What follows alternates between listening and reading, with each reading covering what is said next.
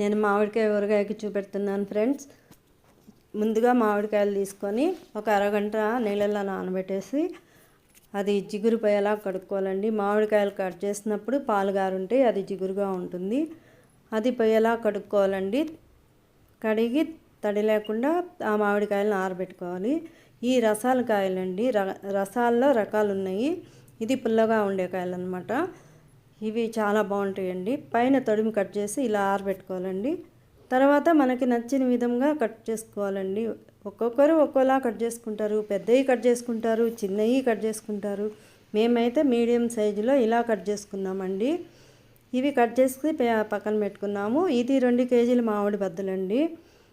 1/2 KG మిరప్పొడి. ఇది దేశకాయలు, గుంటూరు మిరపకాయలు 2 కలిపి ఆడించుకున్నామండి. ఉప్పు, కల్లుప్పు అండి మిక్సీకి వేసుకున్నాము. కల్లుప్పు, మిరప్పొడి, మెంతులు, ఆవాల పొడి అన్నీ వేసి ఒక బౌల్లో కలిపి పెట్టుకున్నామండి. పౌడర్లన్నీ కలిసేలాగా కలుపుకున్నాము. కలుపుకున్న తర్వాత ఈ మామిడి బద్దలు అండి అల్లం వెల్లుల్లి పేస్ట్ అండి. ఈ అల్లం వెల్లుల్లి పేస్ట్ వేయడం వల్ల అది బద్దలకంతా బాగా పడుతుంది, బాగా టేస్ట్గా ఉంటుంది. మనకి వెల్లుల్లి పడేసే పని లేకుండా ఈ పేస్ట్ కలిసిపోతుంది అనమాట.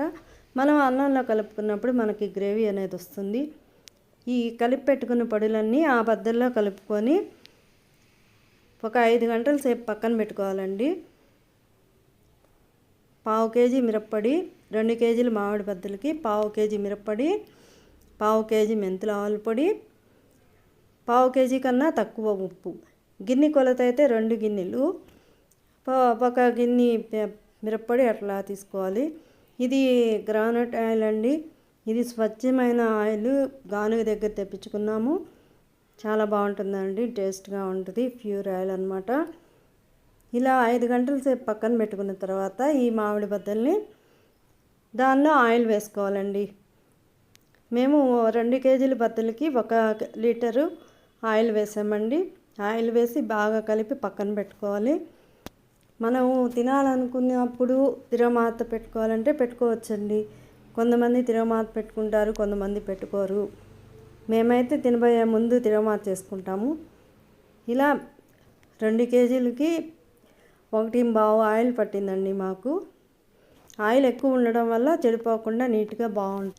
ఆయిల్ కొంచెం ఎక్కువ వేసుకుంటే బాగుంటుందండి, చెడిపోకుండా ఉంటుంది, చూడడానికి బాగుంటుంది, టేస్ట్ బాగుంటుంది. మీరు ట్రై చేయండి ఫ్రెండ్స్. మీకు ఈ వీడియో నచ్చితే లైక్ చేయండి, షేర్ చేయండి, సబ్స్క్రైబ్ చేయండి ఫ్రెండ్స్. అమ్మమ్మ చేతి మామిడికాయ ఊరగాయ ఎలా ఉంటుందో మీరు ట్రై చేయండి ఫ్రెండ్స్.